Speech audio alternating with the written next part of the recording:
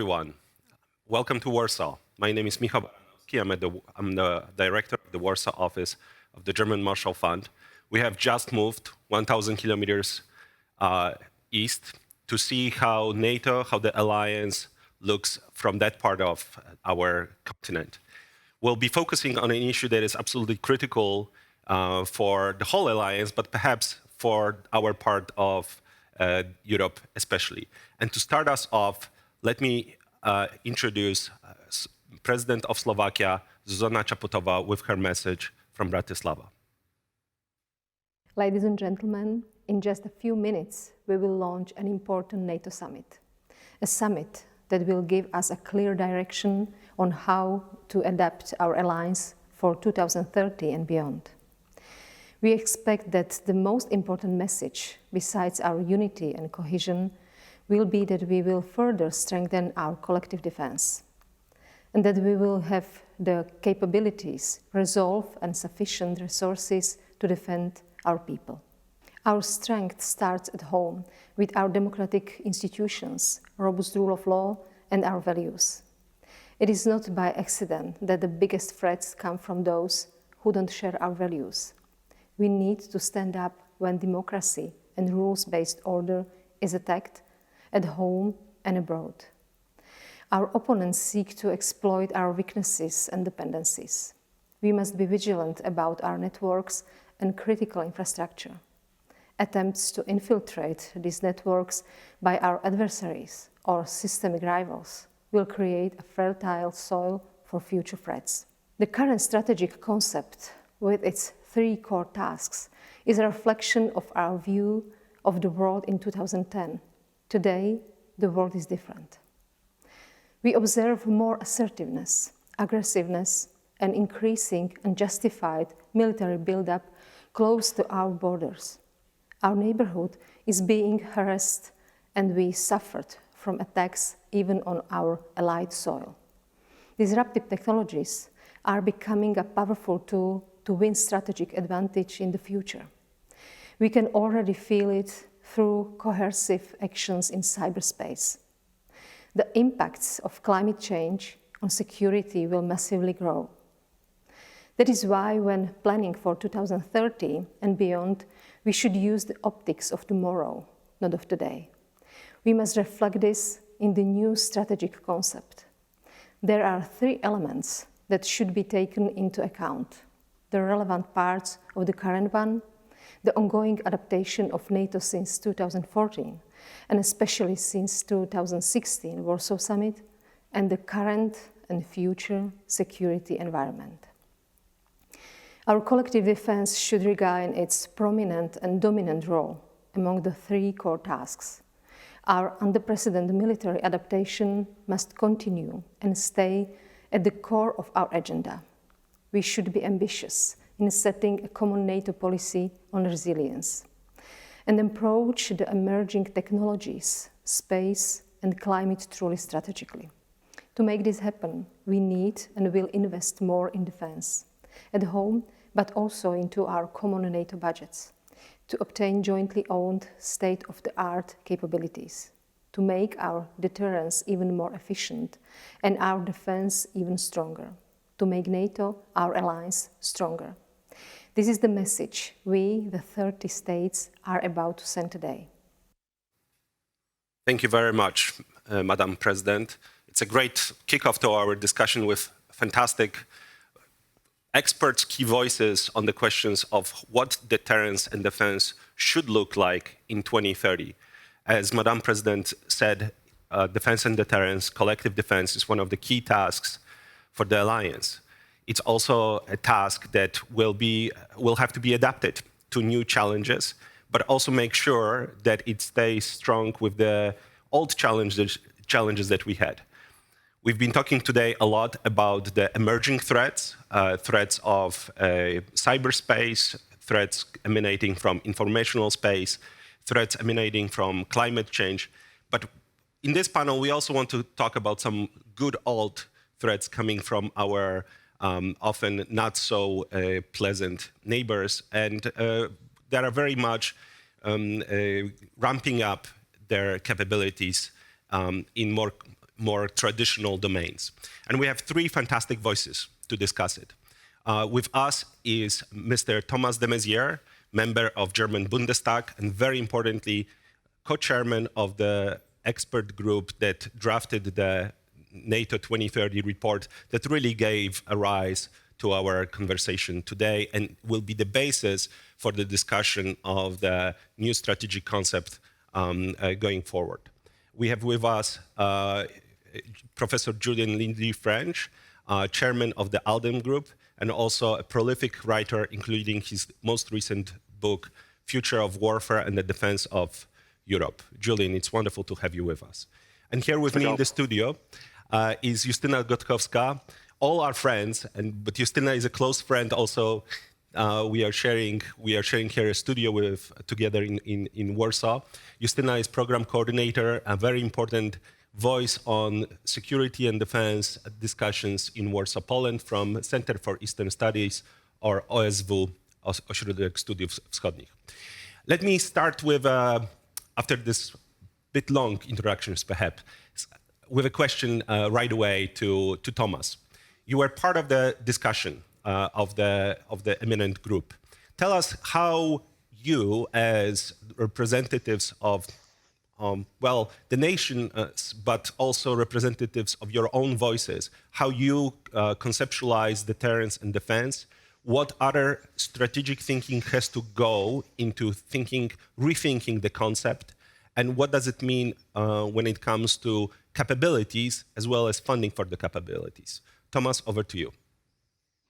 Well, Mikhail, thank you very much for this panel, and I would like to start our panel with a compliment to the German Marshall Fund. I think this is exactly what we recommended as the reaction group. We need more public debates about security.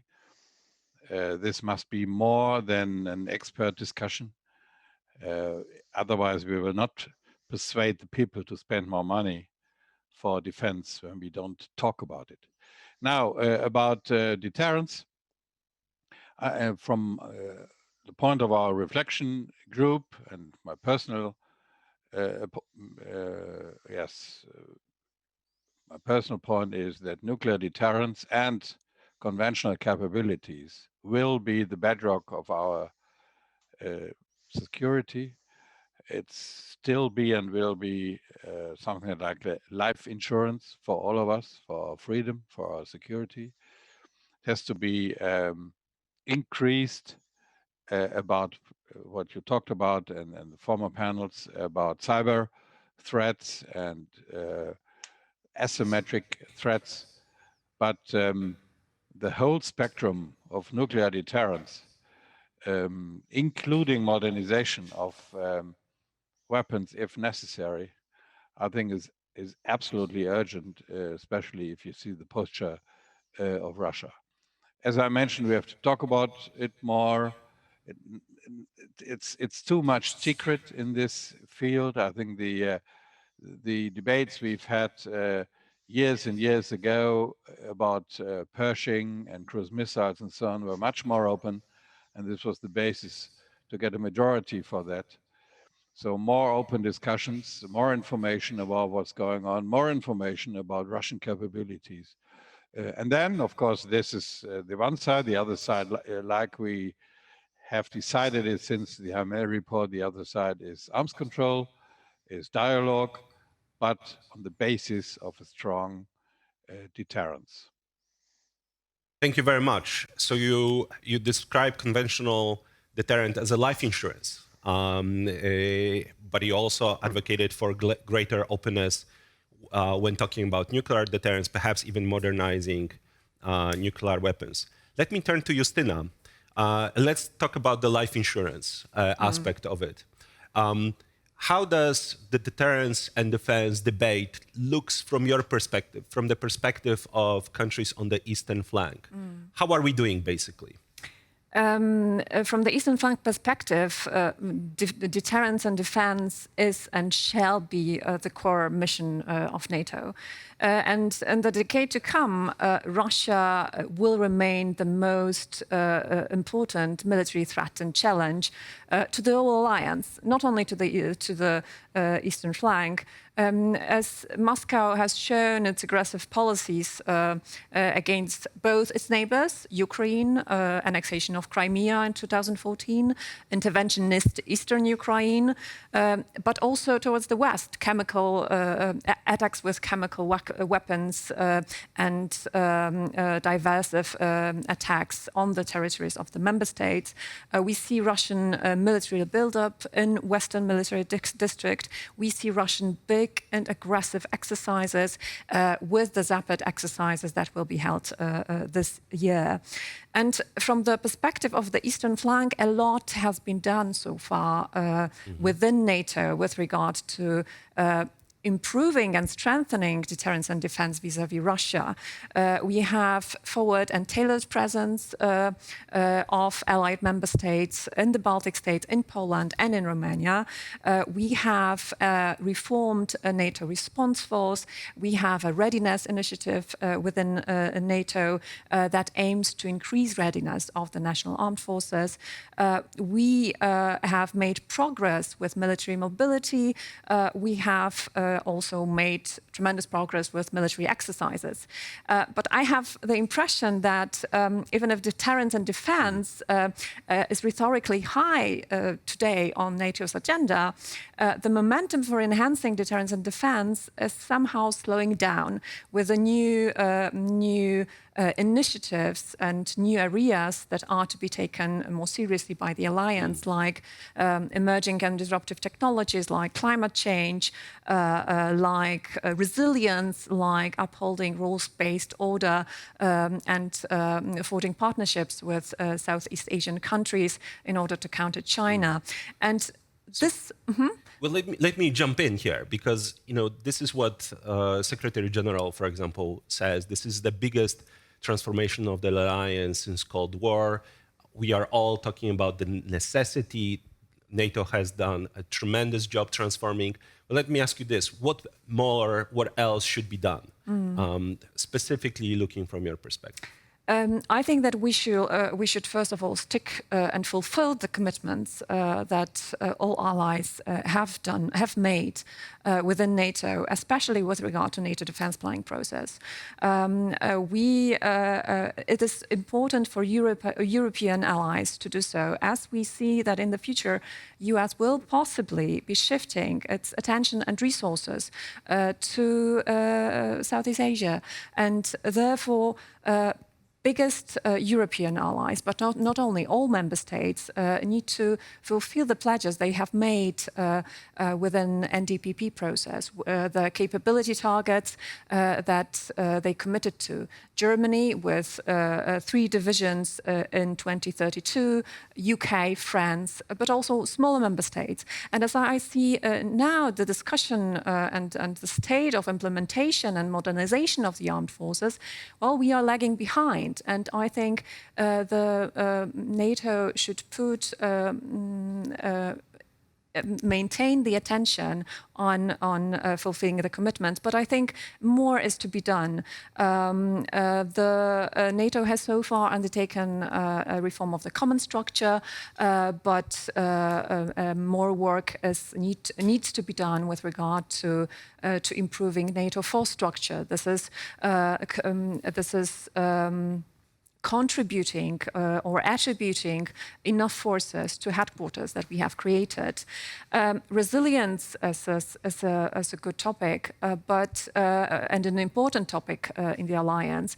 But we need, in terms of talking about deterrence and defense, we need to talk and implement measures with regard to make the transport communication infrastructure more resilient in case of a conflict conventional military conflict with Russia, and this is important. And last but not least, I think all the military thinking that has been conducted until now in the alliance, with the new military strategy, with the concept for deterrence and defense for Euro-Atlantic area, this military plan thinking needs to be implemented into the political strategy and into the new strategic concept. And I think this is important from the perspective of the Eastern flank. Great. Thank you very much.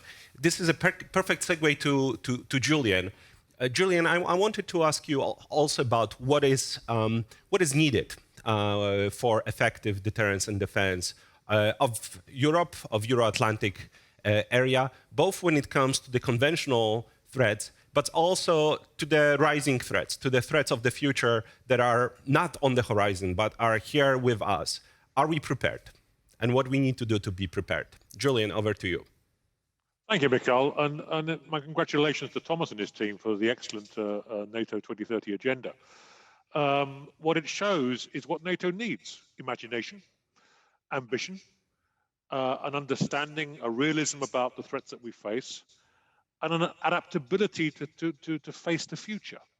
Now, an event took place last week, the signing of the new Atlantic Charter between the US and the UK, which actually is important for all Europeans and North Americans.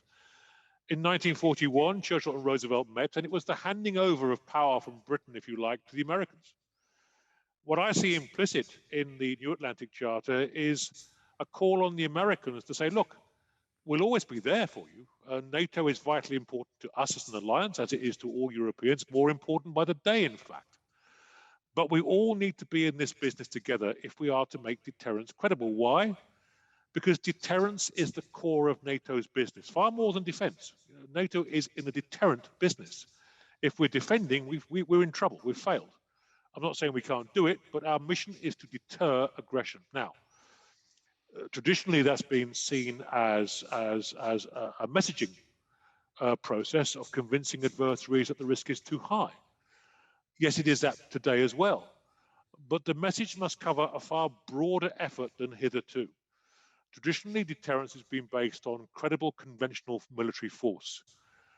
Given the nature of warfare, as it extends across disruption, deception, destabilization, and destruction, disinformation, given the ongoing attacks on our open societies, given the emerging technologies on the battle space, we are going to be able to, we must deter across what I call in the new book, hyperwar, cyber war, and ultra-fast hyperwar, which is the future. And I think that's what Thomas and his team do. They offer us a vision of a way forward to that kind of deterrence. Now, to do that, we will need an alliance that is more adaptive, transformative than it's ever been before. My worst nightmare, and I'll be blunt about this, is that the United States will find itself stretched so thin the world over that it will be confronted with simultaneous crises in multiple theaters, in the Indo-Pacific, in the Middle East, in the Arctic, which is increasingly contested, and in Europe. In those circumstances, within a decade, it might not be possible for the Americans in every instance to guarantee Europe's security and defense. That is why the ultimate need of deterrence is not technical, it's political. In spite of all the contentions over Brexit and other issues of late, it is vital that the NATO European pillar itself, if needs be, can be an effective first responder in a high-end emergency within a decade. And that means that it must be built around the three leading European powers, Britain, France, and Germany. And I've had long conversations with London prior to this panel, and I can tell you, I can assure you that London is fully committed to the defense of Europe through the alliance. And I think it's vital, therefore, that in spite of recent contentions at the G7, that we all get back to the business of deterrence, which is we as Europeans together ensuring that we do our bit as far as part of the fair sharing of burdens and risks, which is the very concrete underpinning of credible deterrence. If we do that together, collectively, ambitiously, and we invest in the minimum deterrent required, that's more forces, more resources, more technology across the multi-domains of future warfare, air, sea, cyber, space, information, and knowledge. If we do that collectively, then deterrence will be assured and America can maintain its guarantee to Europeans because Europeans are doing far more for their own defense. That, to my mind, is the test of the forthcoming strategic concept. If it has that vision, that commitment, that cohesion, and we can get back to doing this together, then the vision of the 2030 agenda will be realized and NATO will remain the cornerstone, not just of Euro-Atlantic security, but of world security. Because in a sense, to conclude my opening remarks, the NATO deterrence mission now, the new Atlantic Charter, is the handing over from the Euro-Atlantic community to the wider world community of democracies to engage in what is going to be a forthright and robust engagement with the autocracies. My ambition is that we, all of us, invest in the institutions that the original Atlantic Charter created, because only through institutions can peace and security be properly secured.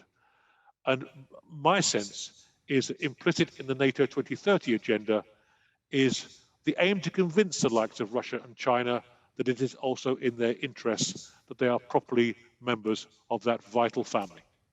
Mikhail? Thank you very much, Julian. Well, you mentioned that the fact we all agree on that NATO is in the deterrence business, and I want to turn to all of you, but maybe starting with Thomas again. How well are we doing on the question, is deterrence working, basically? This question was asked to Secretary General at the beginning of the conference, and we can point to a number of very belligerent actions coming from a number of actors. Yes, we have not seen any problems on the ground in Article 5 territories when it comes to just more traditional attacks, but we have seen plenty of it in cyberspace, informational space, and we see more and more aggression. So, Thomas, how are we doing? And also, if you could address perhaps what Julian put very squarely on the table is the challenge that we Europeans have with the American overstretch. We need them militarily, we need them politically, but we all see that the center of gravity for Washington is moving further to the east, even though they do are clear, very clear, this is going to be emphasized by President Biden, they will remain a European power, but we have this tension. Thomas, over to you. Yes, thank you very much. A lot of questions.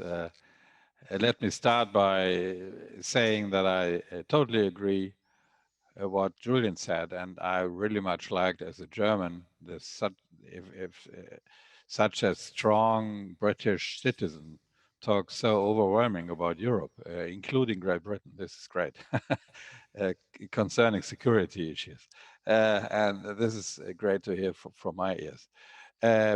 I do not totally agree about Justina's concerns.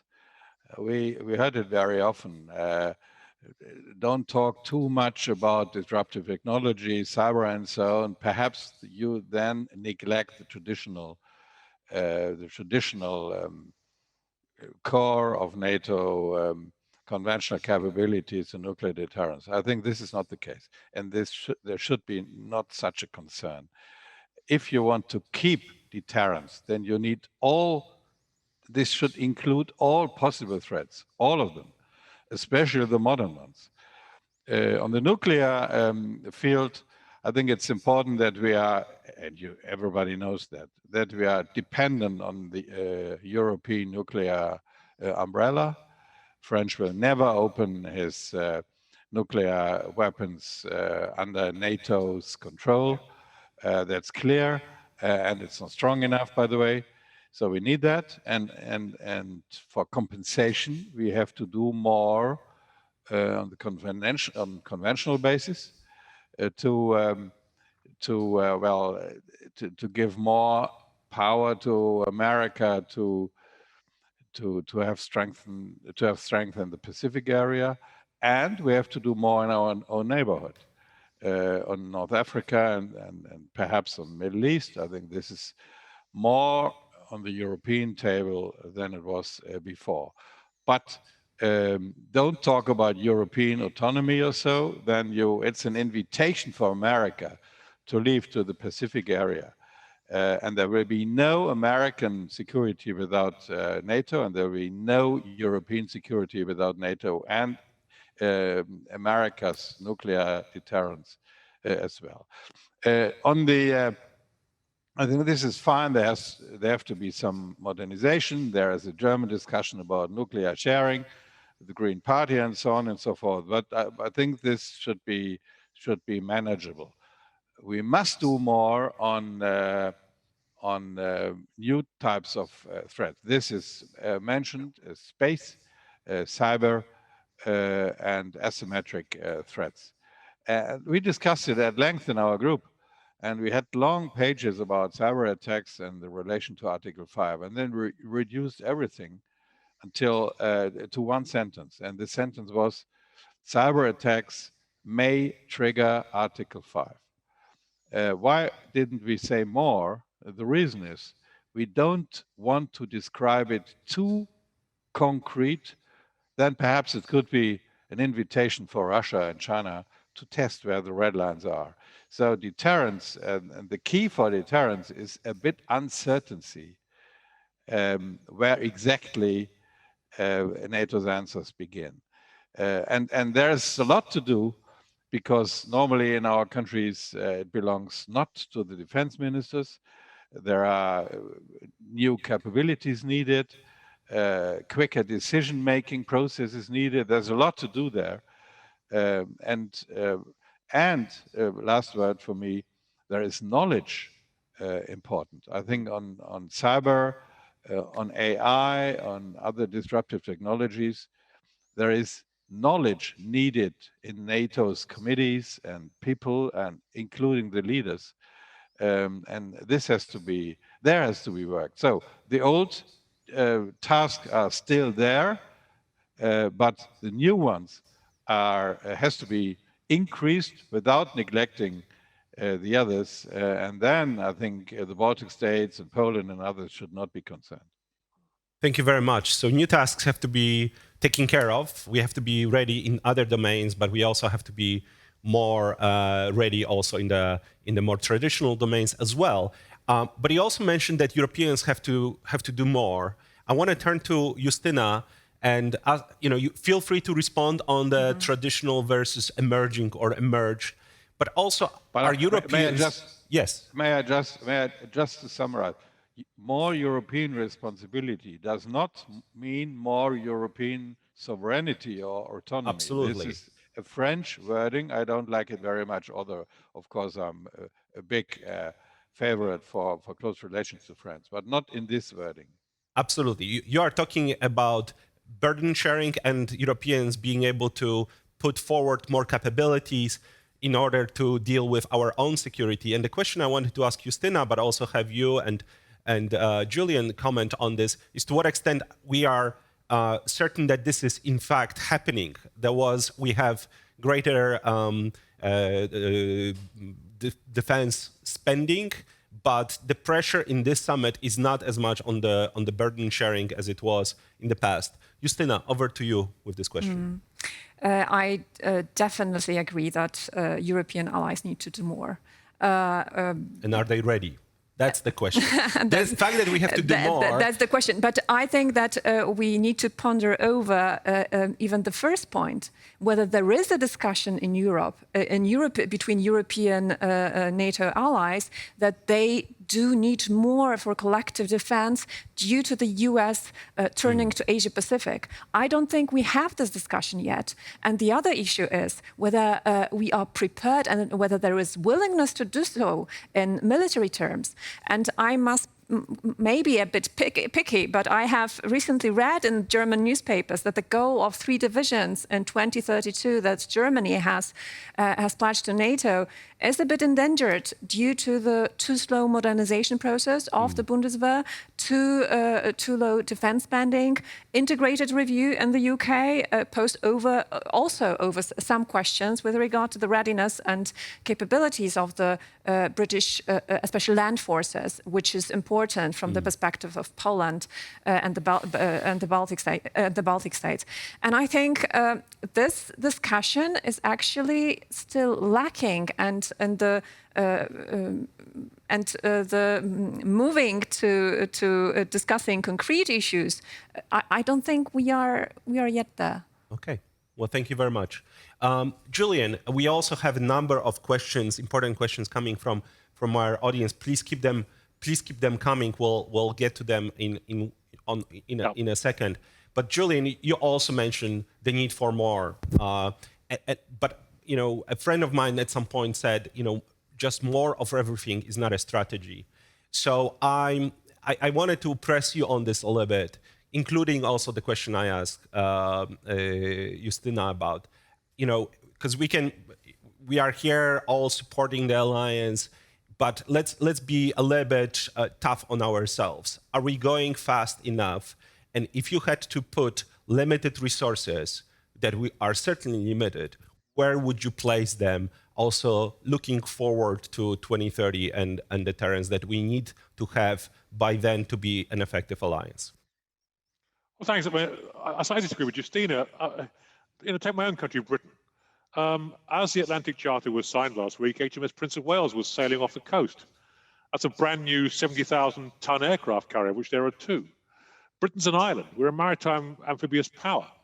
We're investing in protecting the western approaches and the North Atlantic so that American forces can reinforce, and Canadian, Europe in an emergency. We're doing our bit, and the logical bit is air, sea, land.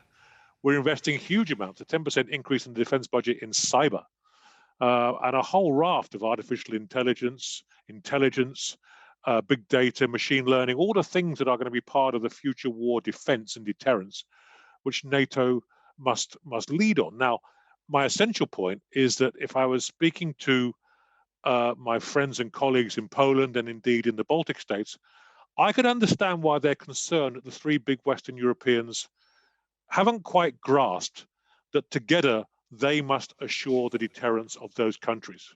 Not alone, but they are key to this if the Americans are overstretched. And we need a debate about this. Germany, of course, has to be the center of gravity of the land deterrence for using of NATO forces, because of geography, because of the size of the German economy. And I think we need to have a debate in the future with our German friends about that. France, too, with Britain, has both an air, maritime, amphibious, high-end future. But the essential point is all we Europeans together, irrespective of whether they're in the EU or NATO. And I note that 80% of all defense spending is now outside the EU.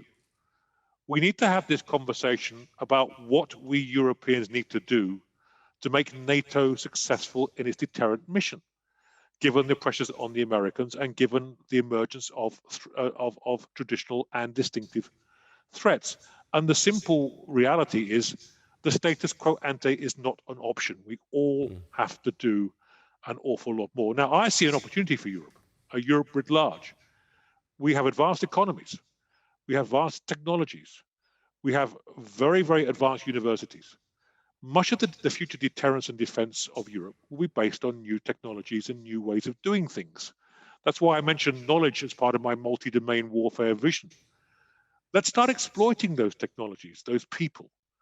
And part of that will call on defense establishments, including NATO, to be open to different ways of thinking, to have sometimes disruptive thinkers involved in the process of adaptation, so that we do not just transform and adapt our military structures, but the very way we understand threat and how we respond to it. And if we do that as Europeans, I'm absolutely convinced, given the richness of talent in our economies, that we can rise to that challenge. But to my mind, it's going to take a significant change of mindset on the part of our leaders, a willingness of our leaders to talk together about the dangers we all face, and finally, a willingness of our leaders, and my apologies to Thomas, no criticism intended, to engage with our citizens as grown-ups, not as children, to tell them what the real threats are like out there and what our leaders must do on our behalf as citizens to ensure that our security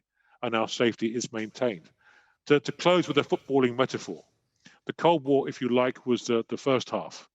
We had a very, very difficult half time. My sense is we're embarking on the second half of great power competition, and we're going to have a very different mindset in Europe if we are going to win that particular match. Mikhail?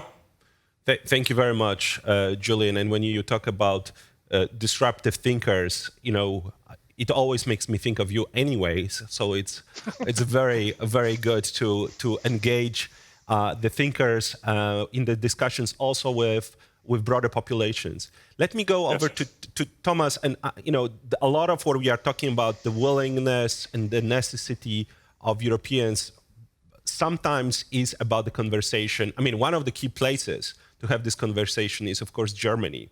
And if I can pick your brain a little bit on the thinking on deterrence and defense, on the need for greater responsibility in Germany, that would be one point that I would like you to address. We have still 8 minutes, and I want to get to a number of the questions.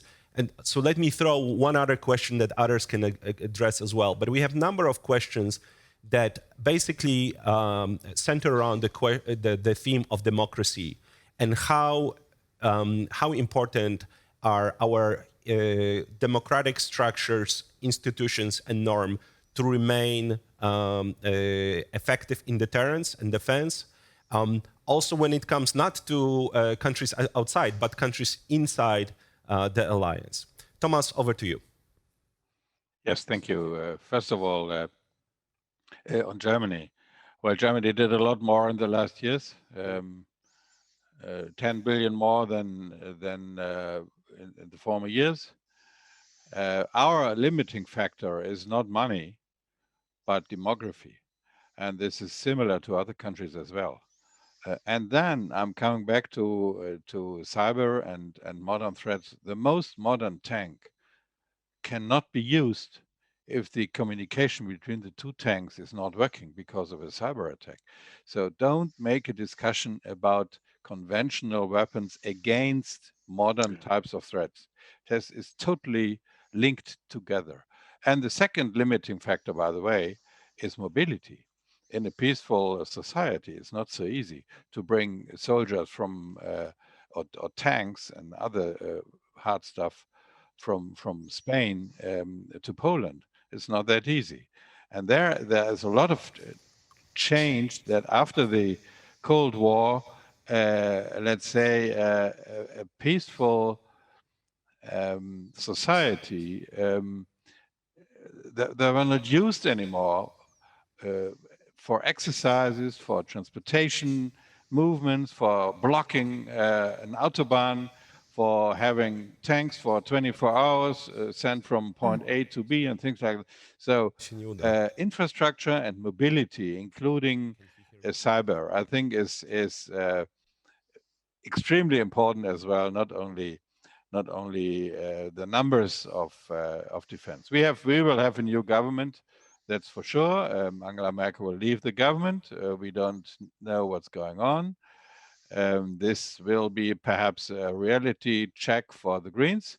And I'm quite confident that they will manage it in a way, but they shouldn't be lead the government, to make a personal remark from my point of view. On democracy, well, and this brings me to the budget point as well. At least in Germany, we too much discussed 2% expenditure for defense is necessary because we promised it. Okay, it's a good argument, but it's not enough. You have to say we need to do more because it's necessary. And why it's necessary? Because of threats and developments and things like that. And so we have to open up the discussion. And this brings us to the question of democracy. And this will be critical discussion within NATO, sure. But in a way, we survived dictatorships within NATO in the last years, in Greece and Portugal. We will have discussions with some countries about that. But this is an alliance of free countries, should allow discussions about their own self-consciousness. We recommended in our group a Center of Excellence for Democratic Resilience. This could be a place to discuss it, but to Okay. avoid discussions because it could risk cohesion. This is the wrong strategic idea for the future. Just directly focus on the problems. Make NATO again a forum to discuss different points of views on security. This makes NATO stronger. Thank you very much. Over. I thank you very much. I gotta notice that we have literally 2 minutes to finish up. So really a lightning round for any final thoughts from you, Julian, and you, Justina, on the questions that we discussed, and then I'll pass it on back to Brussels. Julian, but literally for 30, 45 seconds. Simple. The Agenda 2030 and the strategic concept must lead to a new NATO integrated deterrence and defence posture, which includes air, sea, land, cyberspace, information and knowledge, and incorporates new technologies like artificial intelligence, big data, quantum computing, and all the elements upon which credible deterrence will be based in the 21st century. Mikhail? Super. Justina, Thank over you. to you. Definitely, NATO should also deal with the new threats, should increase resilience in cyber domain, in space, should tackle issues related with climate change, but it should not forget it's also the very conventional capabilities, traditional ones that we are so much focused on the eastern flank. Thank you very much. So we need to maintain what we are doing well. We need to do more in new domains. We need to Europeans to step up and Americans to remain. Thank you all for a fantastic discussion. Thank you for all the interesting questions that came through the chat. And over to you, Brussels. Thanks.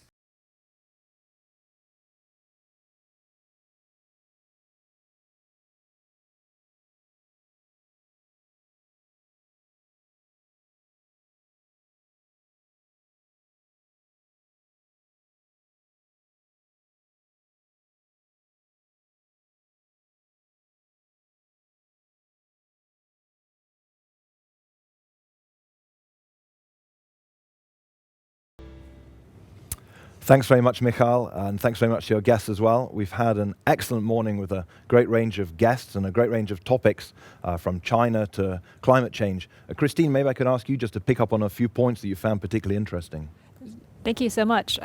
We have, I think, two very interesting strains of conversation happening, both within the discussion here at NATO 2030 at Brussels Forum, but also in the summit itself. One question is great power rivalry. Julian Lindley-French has talked about it as a thing he sees coming back. We have many times discussed Russia, but also China. China comes up repeatedly, whether you're looking at traditional conflict, military, or also emerging realms.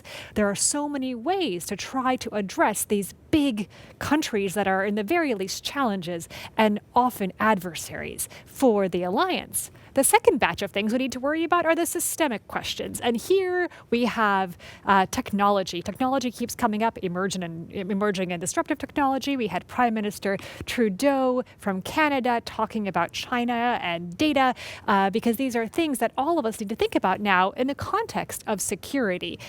Next, we also have the question of climate change. This comes as a thread throughout. Climate change and technology are related. China and technology and climate, all of this is the same batch. And the third big thread of issues are also related to democracy. We'll see more of those later in the program, but keeping a balance between systemic thoughts and focusing on the actors that we need to be worried about are two veins of conversation that we see throughout this today here at our event and the summit at large. Thanks, Christine. One final question before we break for lunch. We've just seen President Biden arrive for his first summit as president. How do you think President Biden being here instead of President Trump changes the tone, changes the atmosphere here? There's a sense of getting down to business, I feel, from the leaders that have joined us on this particular stage, and a sense that we aren't going to go into a crisis over the course of today. There are many problems. I think everyone is worried about the issues that NATO and individual member states are going to have to address, but there's a sense that together something can be done about it. The question is how, and how do you divide those resources? What do you prioritize? But there's not a sense that the floor is going to drop out. And that is such a relief and such a pleasant moment to be in at NATO HQ today in Brussels. Thanks so much, Christine. We're going to break for lunch now, and we're going to wait for our American friends to wake up and join us for this afternoon's session. See you shortly.